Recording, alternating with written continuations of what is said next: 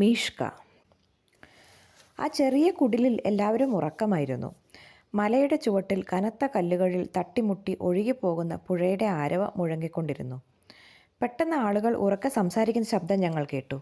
Hey, നടക്ക് നിഗ്ദോയ്! ഭാരം നിറച്ച ഒരു വണ്ടി കുത്തനെയുള്ള റോഡിലൂടെ ഉരുണ്ടുവന്ന് ഗേറ്റിനടുത്തു നിന്നു.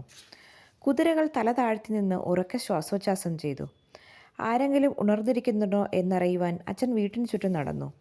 ഒടുവിൽ ചാട്ടപ്പിടി കൊണ്ട് അച്ഛൻ ജനലിൽ മുട്ടി. ഞാനിതാ വരുന്നു, അമ്മ അകത്തുനിന്ന് വിളിച്ചു പറഞ്ഞു. അമ്മ വസ്ത്രം ധരിക്കുന്ന സമയത്ത് അച്ഛനും സ്നേഹിതനായ ഫിദോത്ത് ഇവാനോവിച്ചും വണ്ടിയുടെ മുകളിൽ കിടന്ന എന്തോ ഒരു സാധനം അഴിച്ചെടുക്കുകയായിരുന്നു. അവർ വളരെ സൂക്ഷിച്ച് അത് നിലത്ത് വെച്ച് കെട്ടിയിരുന്ന കയർ അഴിച്ചുമാറ്റി. നിഗ്നോയ് വീടെത്തിയ സന്തോഷത്തോടെ അടച്ചിട്ടിരുന്ന ഗേറ്റിൽ മൂക്കുരുമ്മി. ഒടുവിൽ ഗേറ്റ് തുറക്കപ്പെട്ടു. വണ്ടി മുറ്റത്ത് കിടന്ന് കളപ്പുരയുടെ മുന്നിൽ നിന്നു. എന്താണ് ഇത്ര താമസിച്ചത്? സാമാനങ്ങൾ വണ്ടിയിൽ നിന്നിറക്കാൻ സഹായിക്കുന്നതിനിടയിൽ അമ്മ ചോദിച്ചു. ഞാൻ വല്ലാതെ പരിഭ്രമിച്ചു. വിചാരിച്ചിരിക്കാത്ത ഒരു ജോലി ഞങ്ങൾക്ക് ചെയ്യേണ്ടി വന്നു. പക്ഷേ ബുദ്ധിമുട്ടിയത് വെറുതെയായില്ല. ഞങ്ങൾ എന്താണ് കൊണ്ടുവന്നതെന്ന് നോക്കൂ. മക്കൾക്കുള്ളൊരു സമ്മാനമാണിത്. ഇരുട്ടത്ത് ഒരു പശുക്കിടാവിനെ പോലെ തോന്നിച്ച എന്തോ ഒന്നിനെ അച്ഛൻ ചൂണ്ടിക്കാട്ടി. ദൈവമേ, ഇതിനെ എവിടെ നിന്ന് കിട്ടി? ഈ ചോരക്കുഞ്ഞ് എങ്ങനെ രക്ഷപ്പെട്ടു? അതിനെ കളപ്പുരയിലേക്ക് കൊണ്ടുവരൂ. ഞാൻ അതിന് വല്ലതും കൊടുക്കാം. അതിന് വിശക്കുന്നുണ്ടോ? ഇല്ല, അതിപ്പോൾ ഒന്നും കഴിക്കുകയില്ല. യാത്ര കൊണ്ട് അത് വല്ലാതെ തളർന്നു. അത് വിശ്രമിക്കട്ടെ. രാവിലെ കുറച്ച് പാൽ കൊടുക്കാം. കുറേ വൈക്കോൽ വിരിച്ച് അച്ഛൻ സമ്മാനത്തെ അതിന്മേൽ കിടത്തി. ഒരു ചാക്ക് കൊണ്ട് അതിനെ പുതപ്പിച്ചിട്ട് അദ്ദേഹം കളപ്പുരയിൽ നിന്ന് പുറത്ത് കിടന്ന് വാതിലടച്ചു. വാതിൽ തുറന്നു പോകാതെ ഭാരമുള്ള ഒരു കല്ല് നിരക്കി വെക്കുകയും ചെയ്തു.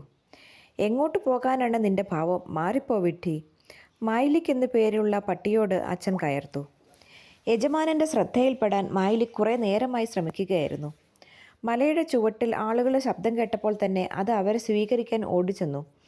കുതിരകളുടെ മുഖത്തും യജമാനൻ്റെ ബൂട്ടുകളിലും നക്കി. വാലാട്ടിക്കൊണ്ട് അത് മുറ്റത്ത് ഒരു പമ്പരം പോലെ കറങ്ങി നടന്നു. യജമാനൻ വന്നതിലുള്ള സന്തോഷവും തൻ്റെ സ്നേഹവും വെളിപ്പെടുത്താൻ അത് പരമാവധി ശ്രമിച്ചു. കളപ്പുരയുടെ വാതിൽക്കലേക്ക് അച്ഛൻ കല്ലുരുട്ടി വെച്ചപ്പോൾ മായിലിക് മുൻകാലുകൾ കൊണ്ട് അത് ഉരുട്ടി പഴയ സ്ഥാനത്തേക്ക് വയ്ക്കാൻ ശ്രമിച്ചു. സന്തോഷം കൊണ്ട് അവന് ലക്കില്ല എന്ന് പറഞ്ഞ് അച്ഛൻ ചിരിച്ചു. കളപ്പുരയ്ക്ക് അടുത്ത് കടക്കണമെന്നായിരിക്കും അവൻ്റെ ആഗ്രഹം. അബദ്ധത്തിൽ അവൻ ശിശുവിനെ കൊന്നെന്നും വരാം. അകത്ത് കയറാനല്ല അവൻ ശ്രമിക്കുന്നത്. നിങ്ങളെ സഹായിക്കാനും അങ്ങനെ നിങ്ങളുടെ പ്രശംസ അർഹിക്കാനുമാണ് അവൻ്റെ ശ്രമം. ശല്യപ്പെടുത്താതെ കടന്നു പോ മായിലിക്. ശബ്ദം കേട്ട് ഞാനും സോന്യയും ഉണർന്നു. ഒരു തൊട്ടി എടുത്തുകൊണ്ട് ചായയ്ക്ക് വെള്ളം കൊണ്ടുവരാൻ ഞങ്ങൾ ഓടി. താമസിയാതെ സമോവാറിൽ വെള്ളം തിളച്ചു. അമ്മ ദോശയുണ്ടാക്കുകയായിരുന്നു. ഞങ്ങൾ മേശയ്ക്ക് ചുറ്റും ഇരുന്ന് ചായ കുടിക്കുമ്പോൾ അച്ഛൻ ഞങ്ങൾക്കുള്ള ഒരു സമ്മാനത്തെപ്പറ്റി പറഞ്ഞു. നീചനായ ഒരു നായാട്ടുകാരൻ അതിൻ്റെ അമ്മയെ കൊന്നു. അത് നിസ്സഹായനായി അമ്മയുടെ ശവശരീരത്തിനടുത്ത് കിടക്കുകയായിരുന്നു. ആളുകൾ എത്ര ക്രൂരന്മാരാണ്! വസന്തത്തിൽ മൃഗങ്ങൾക്ക് കുട്ടികളുണ്ടായിരിക്കുമെന്നും ആ സമയത്ത് അവയെ വേട്ടയാടാൻ അനുവാദമില്ലെന്നും എല്ലാവർക്കും അറിയാം. എന്നിട്ടും ചിലർ അവയെ വെടിവെച്ച് വീഴ്ത്തുന്നു. ഇതിൻ്റെ അമ്മയെയും അവർ കൊന്നു. ഈ പിഞ്ചു പൈതൽ അമ്മയോട് പറ്റിച്ചേർന്ന് കിടക്കുകയായിരുന്നു. അത് മറ്റെന്തു ചെയ്യാനാണ്? അതിനെ കൊല്ലാൻ ഞങ്ങൾക്ക് മനസ്സ് വന്നില്ല. ഇവിടെ കുട്ടികളോടൊപ്പം അത് വളരട്ടെ. അമ്മയ്ക്ക് അത് പൂർണ്ണ സമ്മതമായിരുന്നു. ആ ചെറിയ സമ്മാനം അമ്മയ്ക്ക് ആദ്യം മുതലേ ഇഷ്ടമായി. ഇപ്പോൾ അമ്മ അതിൻ്റെ യഥാർത്ഥ സംരക്ഷകയായിത്തീർന്നു. ഒടുവിൽ യൂലിയയും നതാഷയും ഉണർന്നു. അച്ഛനും അമ്മയും ഏതോ ഒരു സമ്മാനത്തെപ്പറ്റി പറയുന്നത് കേട്ടപ്പോൾ ഉറക്കപ്പിച്ചോടെ അവർ തല അകത്തേക്ക് നീട്ടി. അമ്മേ, സമ്മാനം തിന്നാനുള്ള എന്തെങ്കിലുമാണോ? നതാഷ അടഞ്ഞ ശബ്ദത്തിൽ ചോദിച്ചു. അല്ല, യൂലിയ പറഞ്ഞു. അത് ജീവനുള്ള ഒരു സാധനമാണ്. അമ്മ, എന്താണത്? അമ്മ, അത് ഞങ്ങൾക്കുള്ളതാണോ? എവിടെയത്? ഞങ്ങളെ ഒന്ന് കാണിക്കൂ അമ്മേ. വേഗം പോയി കിടക്കിൻ, അമ്മ ദേഷ്യപ്പെട്ടു. രാവിലെ കാണാം. അമ്മ പറഞ്ഞത് അനുസരിക്കാതെ നിവർത്തിയില്ലായിരുന്നു. രാവിലെ വരെ ക്ഷമിക്കുക തന്നെ. അമ്മ അത് രാവിലെ എണീറ്റ് എന്നെയും സോനിയെയും ഉണർത്തി. ഞങ്ങൾ 3 പേരും കൂടി മുറ്റത്തേക്കിറങ്ങി. കുതിരകൾക്ക് തീറ്റി കൊടുത്തിട്ടുണ്ടായിരുന്നില്ല. രാത്രിയിലെ വിശ്രമം കൊണ്ട് അവയുടെ ദേഹം തണുക്കുകയും അവയ്ക്ക് വിശക്കുകയും ചെയ്തു. ഞങ്ങളെ കണ്ടയുടൻ അവ മെല്ലെ ചിനച്ചു. ഞങ്ങൾ അവയുടെ കോപ്പഴിച്ചു മാറ്റി അവയെ പുഴയിലേക്ക് കൊണ്ടുപോയി. കുതിരകൾ വയർ നിറയെ വെള്ളം കുടിച്ചിട്ട് മുറ്റത്തേക്ക് ഓടി. തീറ്റത്തൊട്ടിയുടെ അടുത്തേക്കാണ് അവ പോയത്. അവിടെ നിന്ന് അവ മധുരമുള്ള ത്രിപ്പർണിപ്പുല്ല് ചവച്ചു തുടങ്ങി. സോന്യ പശുവിനെ കറന്നിട്ട് അവയെ മേയാൻ അഴിച്ചുവിട്ടു. മലയിലുള്ള ഒരു പുൽമേട്ടിലേക്ക് അത് താനേ പോയി. അമ്മ വീടിനുള്ളിൽ കടന്ന് കുറേ പാൽ ഒരു ചെറിയ പാത്രത്തിലെടുത്തു. അവർ അനിയത്തിമാരെ വിളിച്ചു.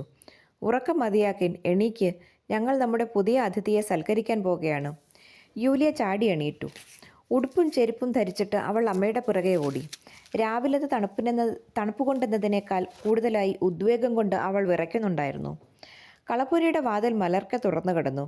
സോനിയ മൃദുവായ ശബ്ദത്തിൽ ഇങ്ങനെ പറയുന്നത് ഞങ്ങൾ കേട്ടു. "വരൂ കുട്ടി, പേടിക്കേണ്ട." സോനിയയുടെ അടുത്ത് വൈക്കോൽ പുറത്ത് അവളുടെ വിരൽ നക്കിക്കൊണ്ട് ഒരു ചെറിയ മാൻകുട്ടി നിന്നിരുന്നു. സന്തോഷം കൊണ്ട് യൂലിയയ്ക്ക് സംസാരിക്കാൻ കഴിഞ്ഞില്ല. അവൾ അതിൻ്റെ തൊട്ടടുത്തിരുന്ന് അതിൻ്റെ കണ്ണുകളിലേക്ക് നോക്കിക്കൊണ്ട് അതിൻ്റെ തലയും കാലുകളും തലോടി. ഉദ്വേഗഭരിതയായി അവൾ ഓരോന്ന് പറഞ്ഞുകൊണ്ടിരുന്നു. "ഇതിൻ്റെ കാലുകൾ ഇത്ര മെലിഞ്ഞിരിക്കുന്നത് എന്താണ്? എത്ര വയസ്സുണ്ട് ഇവന്? അച്ഛനും അമ്മയും എവിടെ? അവൻ കുതിരവണ്ടിയിലാണോ വന്നത്? നോക്കൂ, അവനെൻ്റെ കൈ നക്കുന്നു." അവൾ പൊട്ടിച്ചിരിച്ചു. "അവന് വിശക്കുന്നുണ്ട്." അമ്മ വിരൽ അവൻ്റെ വായിൽ വെച്ചുകൊണ്ട് അവൻ്റെ തല മെല്ലെ പാൽ നിറച്ച പാത്രത്തിലേക്ക് കുനിച്ചു പിടിച്ചു. അതെന്താണെന്ന് മാൻകുട്ടിക്ക് മനസ്സിലായി. അവൻ ശബ്ദമുണ്ടാക്കിക്കൊണ്ട് അമ്മയുടെ വിരൽ ചപ്പിത്തുടങ്ങി. അതോടൊപ്പം പാലും കുടിച്ചു തുടങ്ങി.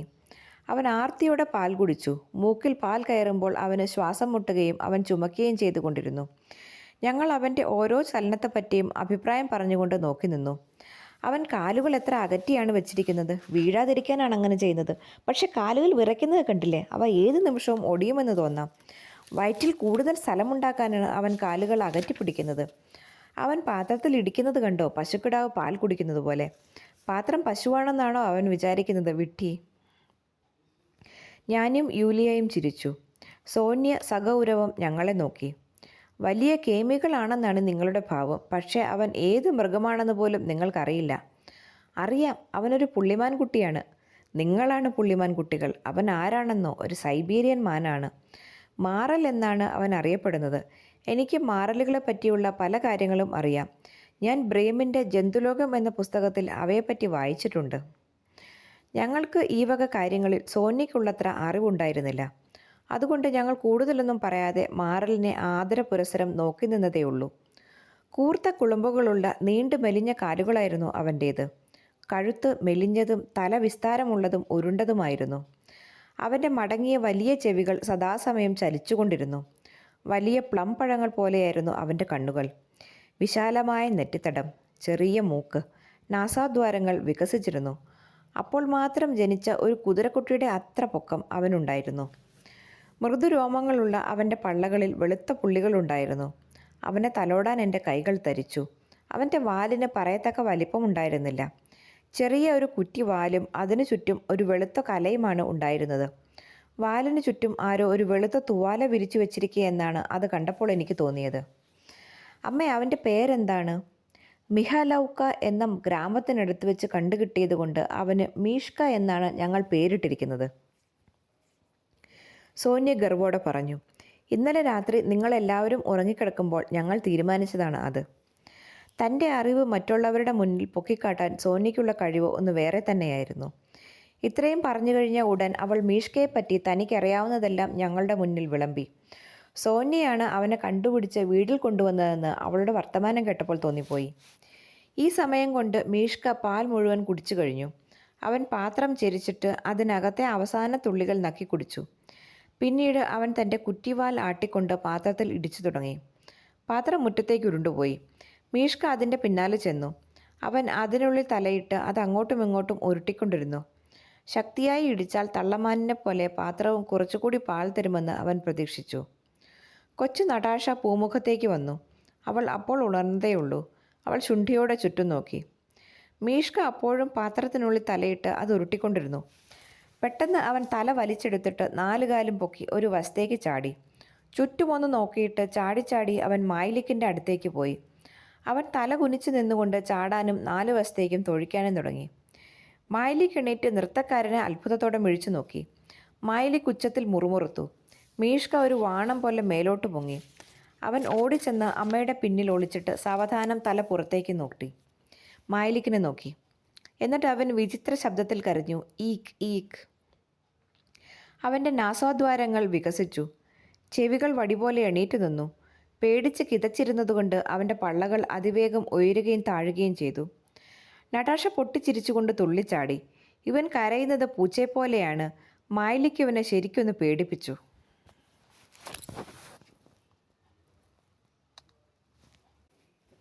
സമോവാർ തിളച്ചപ്പോൾ ഞങ്ങൾ ചായ കുടിക്കാനായി വീട്ടിനുള്ളിലേക്ക് പോയി. മീഷ്ക പൂമുഖത്തേക്കുള്ള പടികൾ കയറി ഞങ്ങളുടെ പിന്നാലെ വന്നു. ഞങ്ങൾ ചായ കുടിച്ചു കൊണ്ടിരുന്നപ്പോൾ മുറിയിലുള്ള സർവ്വതും മണത്തു നോക്കിക്കൊണ്ട് അവൻ അവിടെ തന്നെ കറങ്ങി നടന്നു. അവൻ ജനലിൽ കൂടി പുറത്തേക്ക് തല നീട്ടി. കട്ടിലിനടിയിലും ബെഞ്ചിലിരുന്ന മൺകലങ്ങൾക്കുള്ളിലും തലയിട്ടു.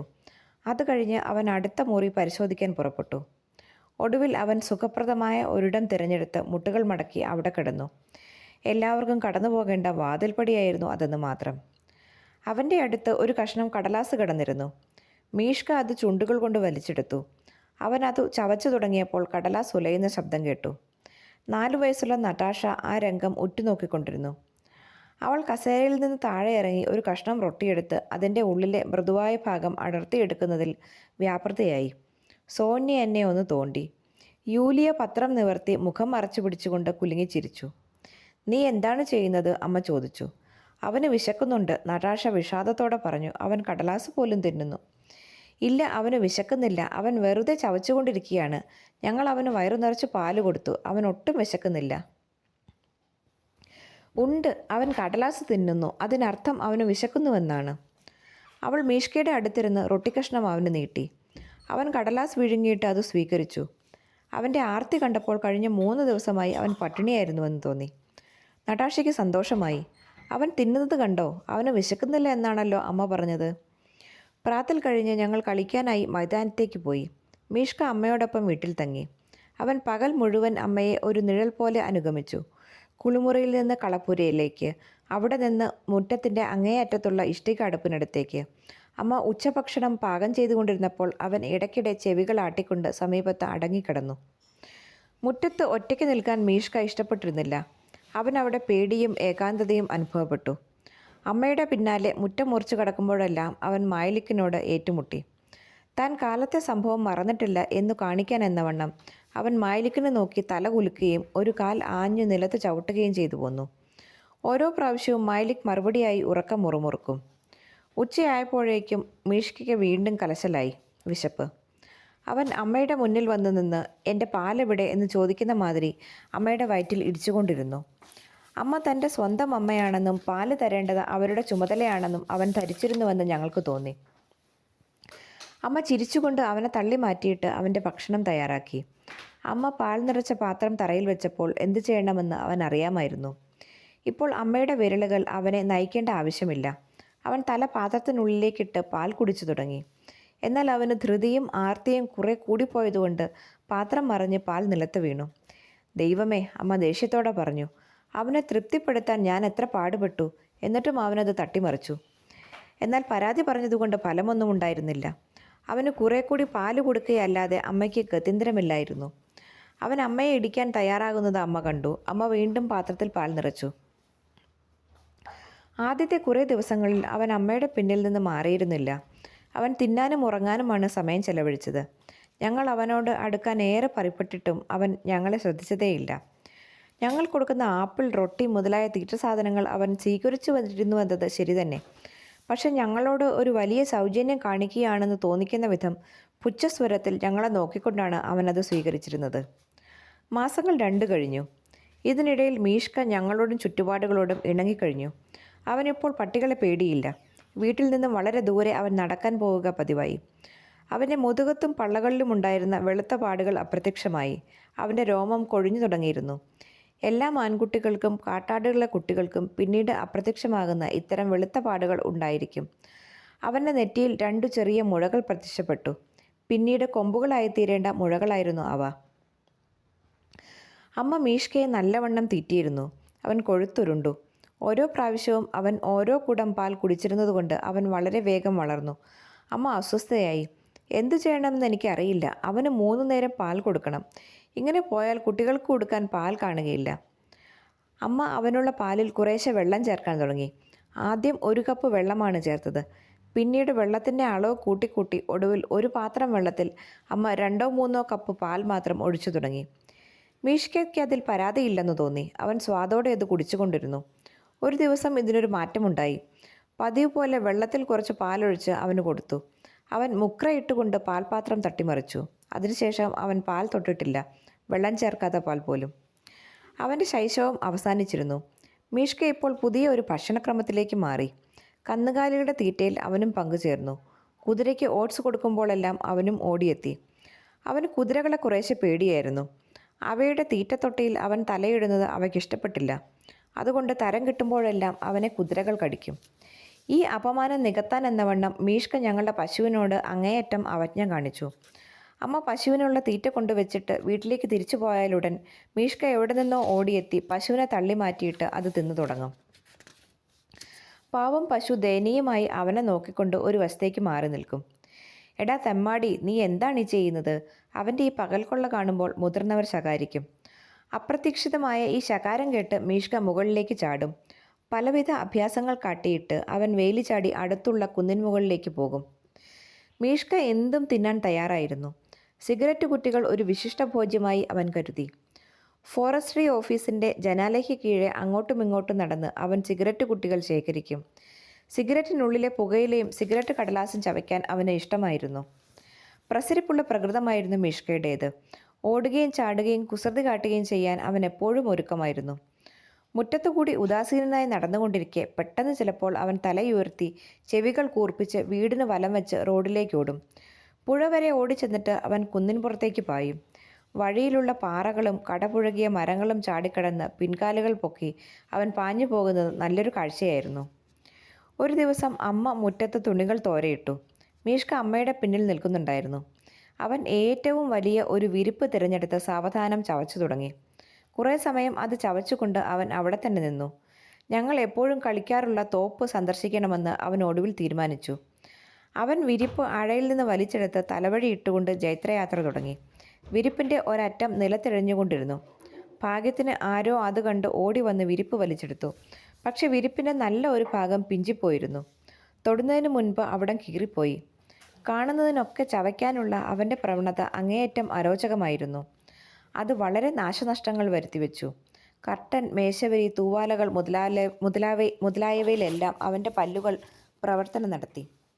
യൂലിയയുടെ ഏറ്റവും നല്ല ഉടുപ്പിൻ്റെ ഒത്ത നടുക്ക് അവനൊരു ദ്വാരമുണ്ടാക്കി.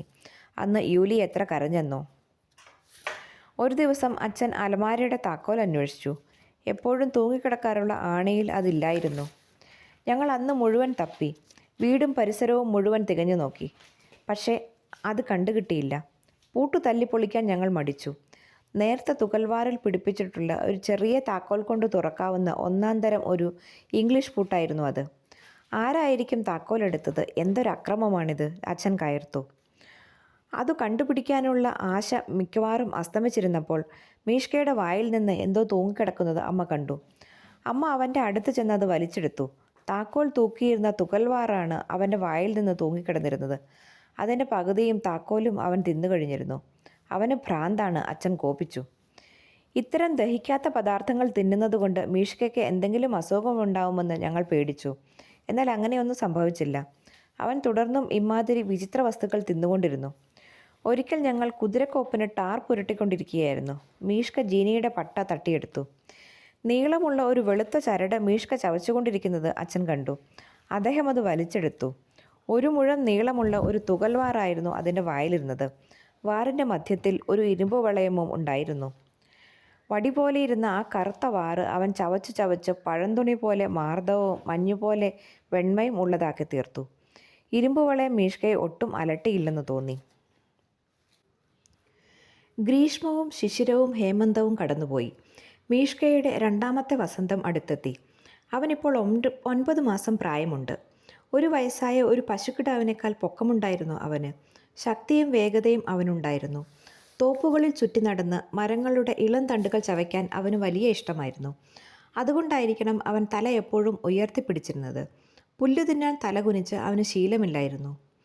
അവന് കൊമ്പുകൾ മുളച്ചു. ആദ്യം അവ തുടുത്ത് വീർത്ത് മൃദുവായിരുന്നു. ഒരു പഴുത്ത പീച്ചിൻ്റെ പുറം പോലെ നനുനനുത്ത രോമങ്ങൾ കൊണ്ട് അവ പൊതിയപ്പെട്ടിരുന്നു. സൂര്യന് പുറംതിരിഞ്ഞ മീഷ്ക നിൽക്കുമ്പോൾ അവൻ്റെ കൊമ്പുകൾക്കുള്ളിലെ രക്തത്തിൻ്റെ ചുവപ്പ് നിറം ഞങ്ങൾക്ക് കാണാമായിരുന്നു. കൊമ്പുകൾ മൃദുവായിരുന്നപ്പോൾ അവൻ അടങ്ങി ഒതുങ്ങി കഴിഞ്ഞു.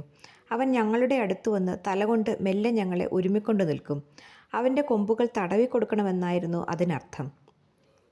അവ ചുട്ടുപൊള്ളുന്നവയും വളരെ മൃദുലവും ആയിരുന്നു. ഞങ്ങൾ അറിയാതെ അമർത്തി തിരുമിയാലുടൻ അവൻ ഞെട്ടിമാറിയിട്ട് ഞങ്ങളെ തൊഴിക്കും. ഇതിനിടെ ഞങ്ങൾ ഉറ്റ ചങ്ങാതിമാരായി കഴിഞ്ഞിരുന്നു. എന്നും ഞങ്ങൾ മിഷ്കയോടൊപ്പം കളിക്കും. ഞങ്ങൾ കാട്ടിലേക്കോ മലയിലേക്കോ പോകുമ്പോഴെല്ലാം അവനും പിന്നാലെ വരാറുണ്ടായിരുന്നു. അസാധാരണമായ ഒരു ഘോഷയാത്രയായിരുന്നു അത്. ഞങ്ങൾ 4 കുട്ടികൾ, അടുത്ത ഗ്രാമത്തിലുള്ള കസാക്ക് കുട്ടികൾ, 5 6 പട്ടികൾ, എല്ലാവരുടെയും മധ്യത്തിലായി മീഷ്ക. ഒറ്റയ്ക്കിരിക്കാൻ മീഷ്ക ഒരിക്കലും ഇഷ്ടപ്പെട്ടിരുന്നില്ല. മനുഷ്യരോട് ഇപ്പോൾ അവൻ മുമ്പത്തെന്നേക്കാൾ കൂടുതൽ അടുത്തു. ഒരിക്കൽ യൂലിയ മീഷ്കയെ കളിപ്പിക്കുകയായിരുന്നു. അവൾ പേടിച്ചതുപോലെ ഓടി. മീഷ്ക പിന്നാലെ പാഞ്ഞു ചെന്നു. യൂലിയ കുടുങ്ങി ചിരിച്ചുകൊണ്ട് പൂമുഖത്തേക്കുള്ള പടികൾ ഓടിക്കയറി. അവൾ പെട്ടെന്ന് തിരിഞ്ഞു നിന്ന് മീഷ്കയെ നാക്ക് നീട്ടി കാണിച്ചു. മീഷ്ക തല പൊക്കി പിടിച്ച് അവളെപ്പോലെ തന്നെ നാക്ക് നീട്ടിക്കൊണ്ട് ചീറ്റി. ഞങ്ങൾ അത്ഭുത സ്തബ്ധരായി. മീഷ്ക മിടുക്കൻ. അതിനുശേഷം ഞങ്ങളെല്ലാവരും മീഷ്കയെ ശല്യപ്പെടുത്തിയിട്ട് പൂമുഖത്തേക്ക് ഓടിക്കയറി രക്ഷപ്പെടും. മീഷ്ക ഈ പുതിയ കളി വളരെ വേഗം പഠിച്ചു. അവൻ പൂമുഖത്തിനടുത്തു നിന്നും ദൂരെ മാറി നിൽക്കും. ഞങ്ങൾ ആരെങ്കിലും കൈകൾ നീട്ടിപ്പിടിച്ചുകൊണ്ട് അവൻ്റെ അടുത്തെത്തിയാലുടൻ അവൻ ആക്രമണത്തിന് തയ്യാറെടുത്ത് പിറകെ ഓടിവരും. ഞങ്ങൾ ചിരിച്ചട്ടഹസിച്ചുകൊണ്ട് പൂമുഖത്തിൻ്റെ പടികൾ ചാടിക്കയറും. മീഷ്ക തലയുയർത്തി നാക്ക് നീട്ടി ചീറ്റുന്നത് ഞങ്ങൾ പൂമുഖത്ത് നിന്ന് നോക്കും. കളിയുടെ ഏറ്റവും രസമുള്ള ഭാഗം അതായിരുന്നു. ഒരു മാൻ ഞങ്ങളേറ്റ് ഓടിക്കുന്നതും രസമായിരുന്നു. മീഷ്കയുടെ കൊമ്പുകൾക്ക് ഉറപ്പുണ്ടാകുന്നതുവരെ ഞങ്ങൾ ആ കളി തുടർന്നു. അവൻ്റെ കൊമ്പുകൾക്ക് ഉറപ്പും ശക്തിയും ഉണ്ടായപ്പോൾ ആ കളി അവനെ പഠിപ്പിച്ചതിൽ ഞങ്ങൾ അതിയായി ദുഃഖിക്കേണ്ടി വന്നു. മീഷ്കയുടെ കൊമ്പുകൾക്ക് ദൃഢതയുണ്ടായപ്പോൾ അവയെ പൊതിഞ്ഞിരുന്ന രോമം പരുക്കനാവുകയും ചിടപിടിക്കുകയും ചെയ്തു. തൊലിയോടുകൂടി അത് പൊഴിഞ്ഞു കളയാൻ തുടങ്ങി. കഴിയുന്നതും വേഗം അത് ഉതിർത്ത് കളയാനായി മീഷ്ക മരങ്ങളിൽ കൊമ്പുരച്ചു. ഒടുവിൽ രോമം മുഴുവൻ കൊഴിഞ്ഞു. മീഷ്കയുടെ ആദ്യത്തെ കൊമ്പുകൾക്ക് വലിയ വലിപ്പമുണ്ടായിരുന്നില്ല. അവയ്ക്ക് ശാഖകളും ഇല്ലായിരുന്നു. അടുത്ത വർഷം ആ കൊമ്പുകൾ പൊഴിഞ്ഞു വീണു. ഈ 2 ശാഖകളുള്ള പുതിയൊരു ജോഡി കൊമ്പുകൾ അവനുണ്ടായി. പൂർണ്ണ വളർച്ച എത്തുന്നതുവരെ ഓരോ വർഷവും മാറലുകളുടെ കൊമ്പിന് ഓരോ ശാഖകൾ കൂടുതലായി ഉണ്ടായിക്കൊണ്ടിരിക്കും. നായാട്ടുകാർ കലമാനുകളുടെ പ്രായം നിശ്ചയിക്കുന്നത് ഇത് നോക്കിയാണ്. മീഷ്ക ഭയങ്കര അഹംഭാവിയായിത്തീർന്നു. തൻ്റെ ഭംഗിയും അന്തസ്സുമുള്ള തല ഉയർത്തിപ്പിടിച്ചുകൊണ്ട് വീടിന് ചുറ്റും അവൻ ജൈത്രയാത്ര നടത്തി. ഒരു ദിവസം മുറ്റത്തുകൂടി ഉലാത്തിക്കൊണ്ടിരിക്കെ അവൻ മായിലിക്കിൻ്റെ ചട്ടി തട്ടിമറിച്ചു. നിലത്ത് നോക്കി നടക്കാൻ മീഷ്ക ആരാണ്? അവനെപ്പോലെയുള്ള മഹാന്മാർക്ക് അതിനാണോ നേരം? യൂലിയ അരിശത്തോടെ പറഞ്ഞു. തൻ്റെ കഞ്ഞി തട്ടിമറിച്ചത് കണ്ട് മായിലിക് കുപിതനായി. അവൻ മീഷ്കയെ നോക്കി മുറുമുറുത്തു. പിന്നീട് സംഭവിച്ചത് തികച്ചും അപ്രതീക്ഷിതമായിരുന്നു. സാധാരണ ചെയ്യാറുള്ളതുപോലെ പേടിച്ചു പിന്മാറുന്നതിനു പകരം മീഷ്ക കൊമ്പുകൾ കുനിച്ചു പിടിച്ചുകൊണ്ട് മായിലിക്കിനെ നേർക്കടുത്തു. ആ പട്ടിയെ കളപ്പുരയുടെ ഭിത്തിയോട് ചേർത്ത് പിടിച്ച് മീഷ്ക മുൻകാലുകൾ ഉയർത്തി അതിനെ തൊഴിച്ചു തുടങ്ങി. മായിലിക്ക് മോങ്ങി തുടങ്ങി. യൂലിയയുടെ നിലവിളി കേട്ട് ആളുകൾ ഓടി വന്ന് മീഷ്കയെ ഓടിച്ചു. ആ ദിവസം മുതൽ പട്ടികൾക്ക് മീഷ്കയെ പേടിയായിരുന്നു. വസന്തകാലത്ത് മീഷ്കയുടെ കൊമ്പുകൾ കൊഴിഞ്ഞു പോകുന്നതുവരെ എല്ലാം സഹിച്ചു. കൊമ്പുകൾ നഷ്ടപ്പെട്ട മീഷ്കയോട് അവ പകരം വീട്ടുകയും ചെയ്തു. ഒരു ദിവസം ഞങ്ങൾ തണ്ണിമത്തൻ തിന്നുകൊണ്ടിരിക്കുമ്പോൾ മീഷ്കയ്ക്ക് കൊടുക്കാനായി നതാഷ അതിൻ്റെ തൊണ്ടെടുത്തുകൊണ്ട് മുറ്റത്തേക്ക് പോയി. പെട്ടെന്ന് ഒരു അട്ടഹാസവും അതേ തുടർന്ന് ഒരു നിലവിളിയും ഞങ്ങൾ കേട്ടു. ഞങ്ങൾ പുറത്തേക്ക് ഓടിച്ചെന്നു. മുറ്റത്തിൻ്റെ നടുക്ക് നതാഷ മുട്ടുകുത്തിക്കിടന്ന് ഉറക്കെ കരയുന്നു. ആ ശപ്പനായ മീഷ്ക അവൻ്റെ കൂർത്ത കുളമ്പുകൊണ്ട് പാവം നതാഷയുടെ പുറത്ത് തൊഴിച്ചുകൊണ്ടിരുന്നു. തണ്ണിമത്തൻ്റെ തൊണ്ട് അവൻ നതാഷയുടെ കയ്യിൽ നിന്നും തട്ടി നിലത്തിട്ടിരുന്നു. ഒരു നിമിഷം കൊണ്ട് മായിലിക്കിൻ്റെ ഭയം പമ്പ കടന്നു. ആ പട്ടിയുടെ പല്ലുകൾ മീഷ്കയുടെ പിൻകാലിൽ ആഴ്ന്നിറങ്ങി. ഇതിനിടെ നതാഷയെ രക്ഷിക്കാൻ എല്ലാവരും അവിടെ എത്തിക്കഴിഞ്ഞു. അനിയത്തിയുടെ സഹായത്തിന് സോന്യ ഓടിയെത്തിയത് കണ്ടപ്പോൾ മീഷ്ക ഒരു വശത്തേക്ക് ഓടി മാറി. അവൻ വേലി ചാടിക്കടന്ന് കുന്നിൻപുറത്തേക്ക് ഓടിപ്പോയി. നതാഷയുടെ കരച്ചിൽ ഒരുവിധം ശമിച്ചപ്പോൾ നടന്നതെന്താണെന്ന് ഞങ്ങൾ അന്വേഷിച്ചു. മീഷ്ക നതാഷയുടെ ഉദ്ദേശം തെറ്റിദ്ധരിച്ചതിനെ തുടർന്ന് പറ്റിയ അബദ്ധമാണ് അതെന്ന് അവൾ പറഞ്ഞതിൽ നിന്ന് ഞങ്ങൾക്ക് മനസ്സിലായി. മീഷ്കയുടെ മൂക്കിനടിയിൽ വിരലുകൾ ചലിപ്പിച്ച് അവനെ അസഹ്യപ്പെടുത്തിയിട്ട് ഓടുക ഞങ്ങളുടെ പഴയ കളിയുടെ ഒരു ഭാഗമായിരുന്നു. തണ്ണിമത്തൻ്റെ തൊണ്ടുമായി നതാഷ അവനെ സമീപിച്ചപ്പോൾ അവൾ തൻ്റെ മൂക്കിൽ വിരലിട്ട് കളിക്കുകയാണെന്നാണ് മീഷ്ക വിചാരിച്ചത്. അവനത് തീരെ രസിച്ചില്ല. നിങ്ങൾക്ക് നാണമില്ലേ? ആദ്യം ആ ജന്തുവിനെ ഉപദ്രവിച്ചിട്ട് അത് തിരിച്ചു തരുമ്പോൾ അത്ഭുതപ്പെടുന്നു. അവൻ്റെ കൊമ്പുകൾക്ക് കുറെ കൂടി ബലമുണ്ടാവട്ടെ, അപ്പോൾ അവൻ നിങ്ങളെ മര്യാദ പഠിപ്പിക്കും. അന്ന് രാത്രി വളരെ വൈകിയതിന് ശേഷമാണ് മീഷ്ക തിരിച്ചു വന്നത്. അവനെ ലായത്തിൽ അടച്ചിട്ടു. അനേക ദിവസത്തേക്ക് അച്ഛൻ അവനെ അവിടെ നിന്ന് പുറത്തു വിട്ടില്ല. അതായിരുന്നു അവൻ്റെ ശിക്ഷ. രാവിലെ മീഷ്ക ലായത്തിൻ്റെ ജനാലയിലൂടെ തല പുറത്തേക്ക് നീട്ടി ദുഃഖത്തോടെ നെടുവീർപ്പിടും. ചാടാനും ഓടാനും ഒരുപക്ഷെ ഒരു ദ്വന്ദ്വയുദ്ധത്തിൽ പങ്കെടുക്കാനും അവന് കൊതി തോന്നിയിരിക്കും. പക്ഷേ അവനെ അടച്ചിട്ട് ശിക്ഷിച്ചിരിക്കുകയാണ്. 2 ദിവസം കഴിഞ്ഞപ്പോൾ അവന് ക്ഷമയറ്റു. അവൻ ദേഷ്യത്തോടെ ലായത്തിൽ അങ്ങോട്ടും ഇങ്ങോട്ടും നടന്നു. സോന്യ, മീഷ്കയ്ക്ക് വിശക്കുന്നുണ്ടായിരിക്കും, ഞാൻ പറഞ്ഞു. നമുക്ക് പോയി അവൻ എന്തെങ്കിലും കൊടുക്കാം. അവന് വിശക്കാൻ വഴിയില്ല, ഞാൻ ഇപ്പോൾ ഓട്സ് കൊടുത്തിട്ടേ ഉള്ളൂ.